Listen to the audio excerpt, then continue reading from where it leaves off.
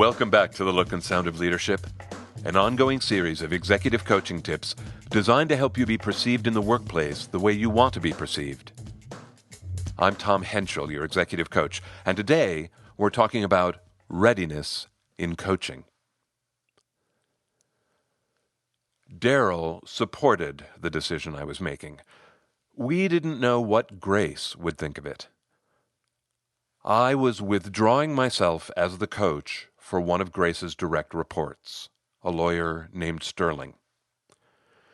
Sterling, most everyone agreed, created swirls of difficulty everywhere he went. His constant difficulties had prompted the company to get him coaching, but soon even the coaching had its own swirl of difficulties. For example, once Sterling had finally selected me as his coach, a process which had its own swirl of difficulties, I had given him 3 tasks. I give these same 3 tasks to almost everyone I coach. They're not onerous. Most leaders complete them in a week or 2. If travel is brutal or assistance is minimal, the tasks might stretch to a month. But in Sterling's case, more than 4 months had gone by, and he'd only completed 1 of the 3 tasks. Finally, I had decided I would go no further. I was withdrawing as his coach. Daryl was the head of HR. He had arranged this meeting with Grace, Sterling's boss, so I could explain my decision to her. I was grateful for the opportunity. I didn't want to use my time with Grace and Daryl to rehash my history with Sterling.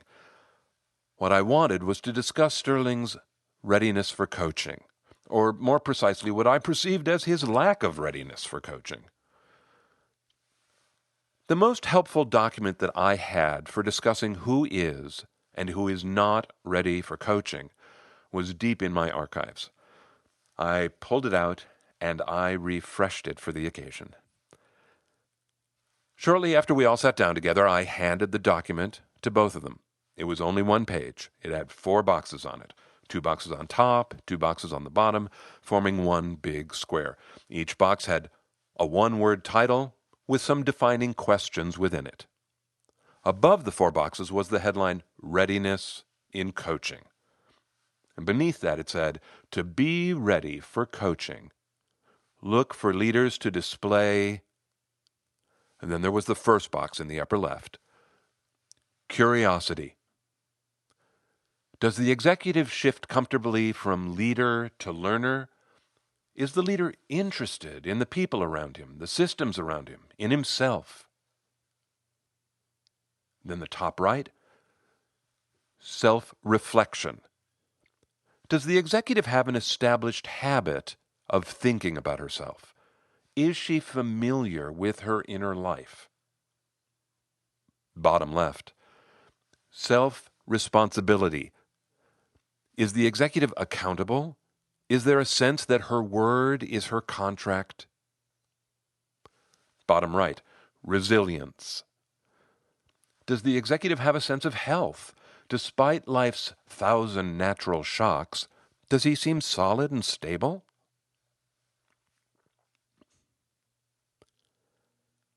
After giving them a minute to look the document over, I said, about 20 years ago, when coaching was in its infancy, a bunch of coaches developed that list. We wanted to help organizations understand who we thought was and who was not a good candidate for coaching. Daryl said, "Oh, so you didn't intend this for someone you were going to coach. This was for someone like me." "Right," I said. "We'd found out the hard way that a lot of companies wanted coaches to come in and fix things that just weren't fixable." "Like what?" asked Grace. Like they'd want us to hold someone accountable, which of course as outsiders we can't do. Or they'd want us to swoop in and fix someone they hadn't been able to fix for a decade. But, we're just coaches. We're not healers. So we developed this list to say, look, if you want us to work with your executives, they have to display at least a few of these. "Not all 4?" asked Daryl. "No, it didn't have to be," I said, "but at least 2. Grace said, "And what'd you find out?" "About what?" I asked. "Did most executives have 2 or more?" "Well, no," I said. In the bad old days, the only people getting coaching were the problem people. If you were getting a coach, you were probably getting fired. And you were getting fired partly because, no, you didn't have any of these.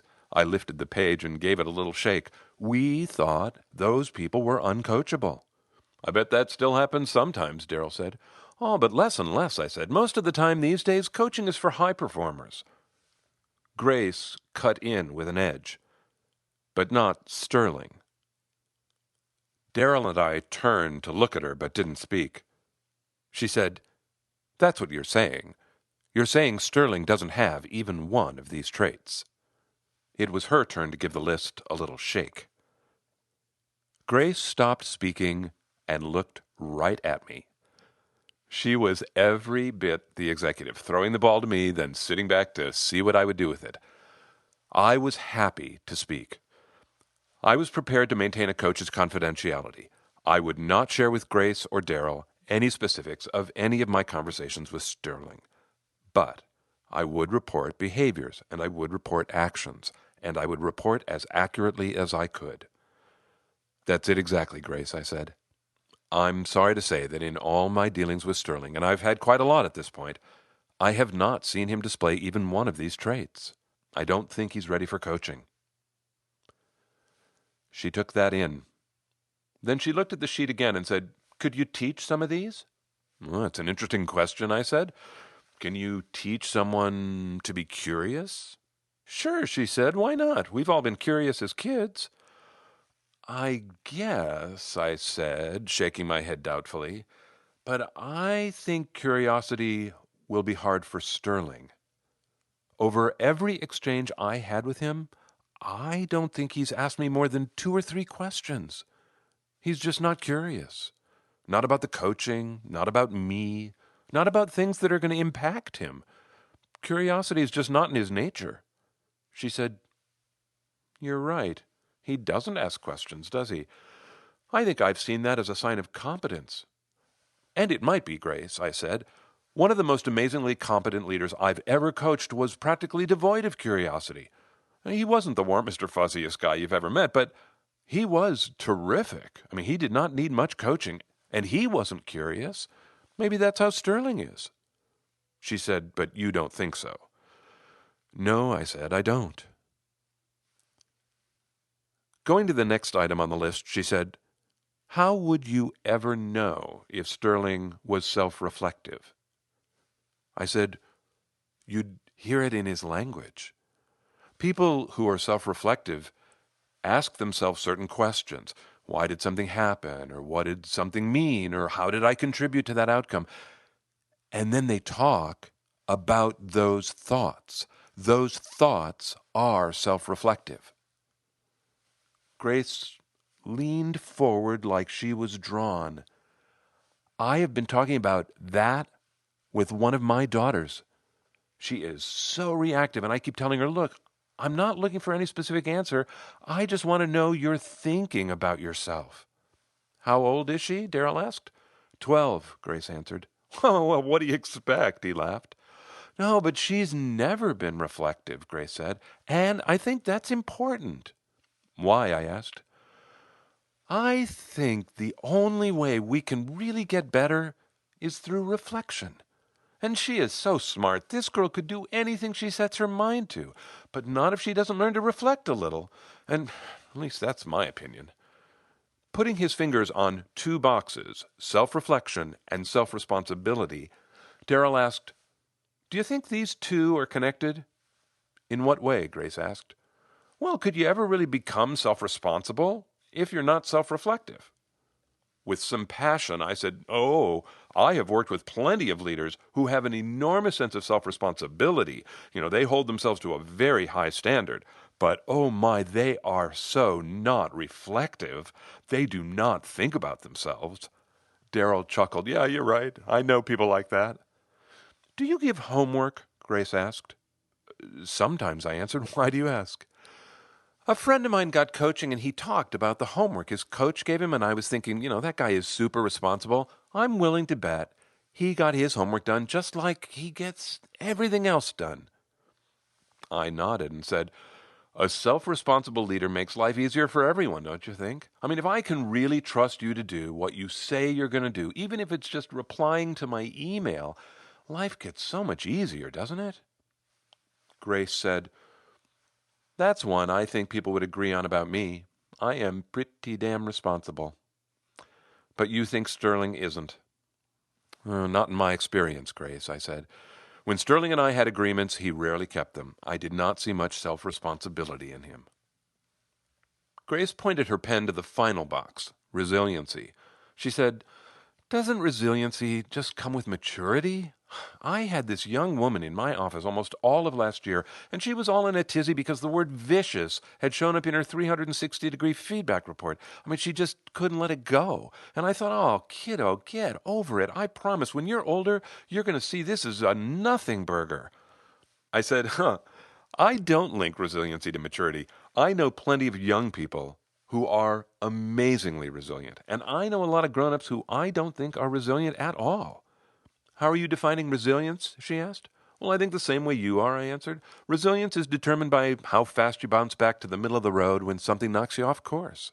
"And," said Daryl, "how big was the thing that knocked you off? I see some people hit a hole and I think, oh my goodness, that must have been some enormous hole because, suddenly they've stopped their car and they're running around and they're changing the tires and getting all nutty. And then other people hit what looks like the very same hole and it's like nothing. Like not even gravel. Just poof." "You don't think the first group, the ones changing the tire, are resilient?" I asked. "No, not to me," he answered. Grace said, "I'm sticking with the bouncing back idea."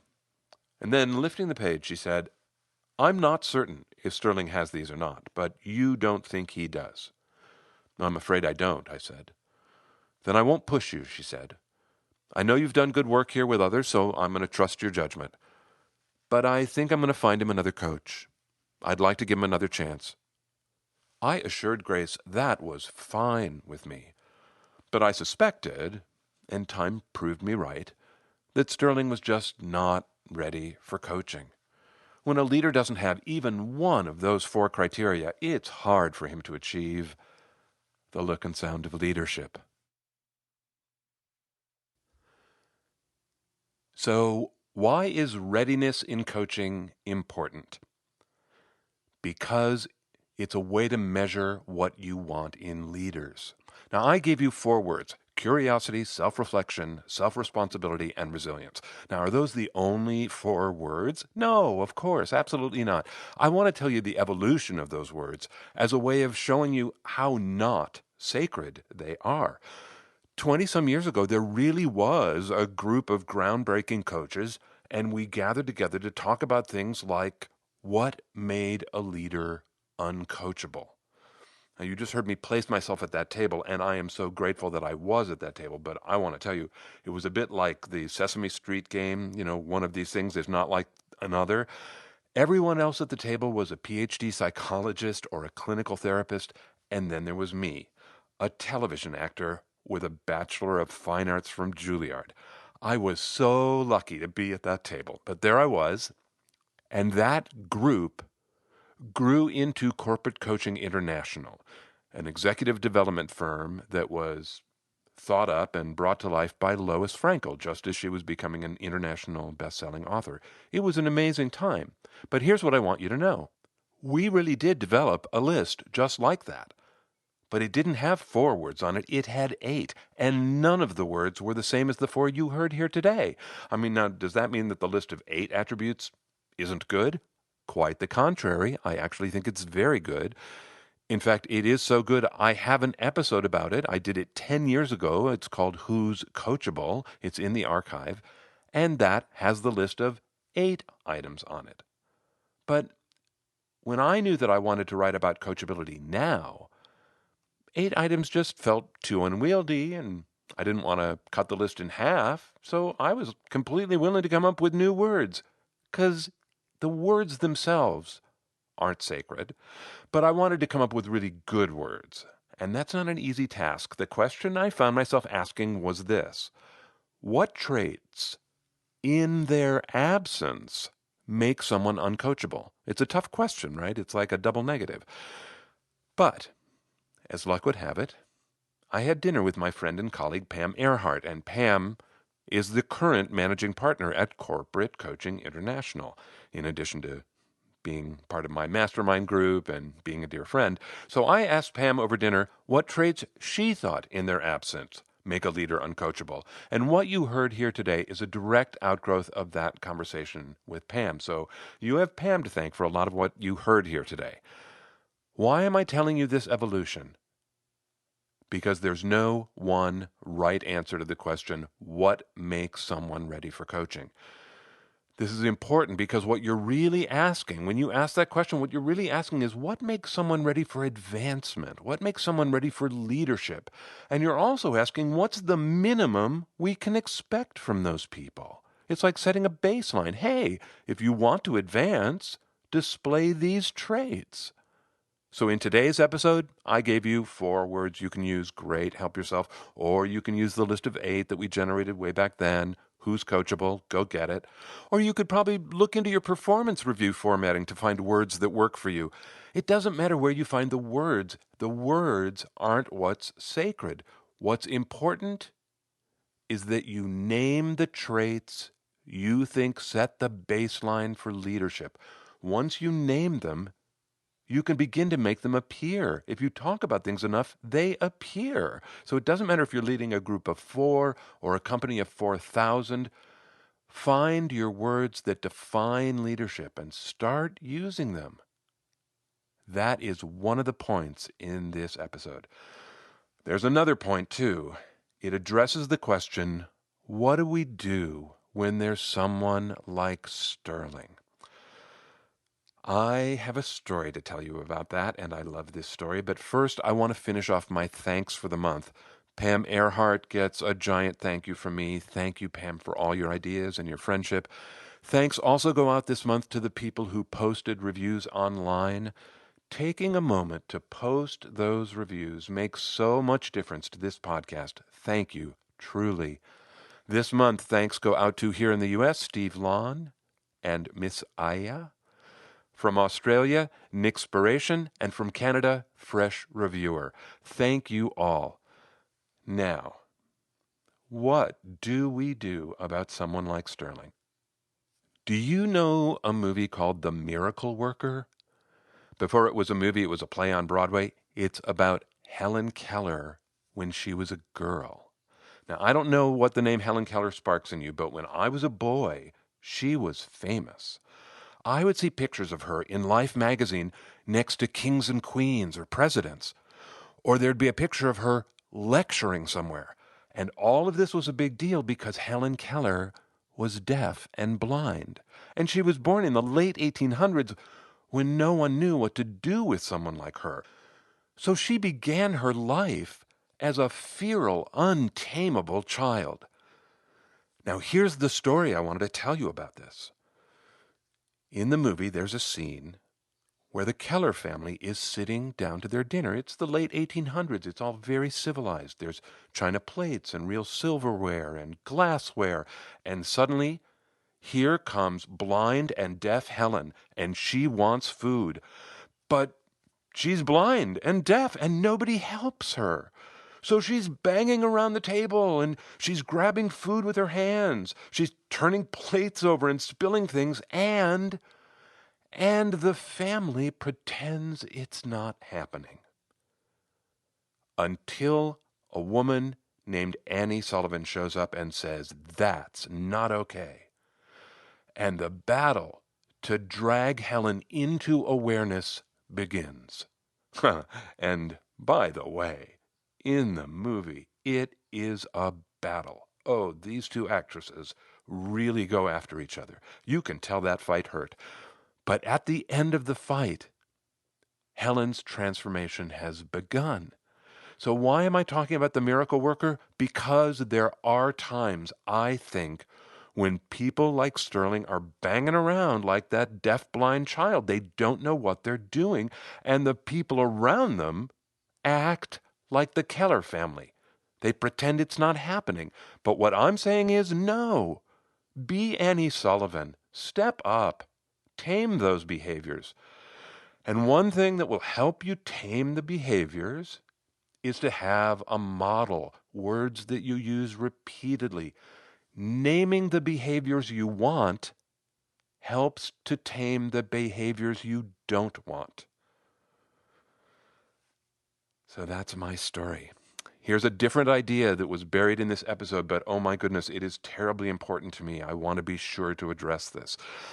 I addressed this a tiny bit last month in the episode about 360-degree feedback reports. It was also addressed in the terrific conversation that I had about 360s over on Dave Stachowiak's Coaching for Leaders podcast. Boy, that's worth listening to. So what's the idea that I referred to?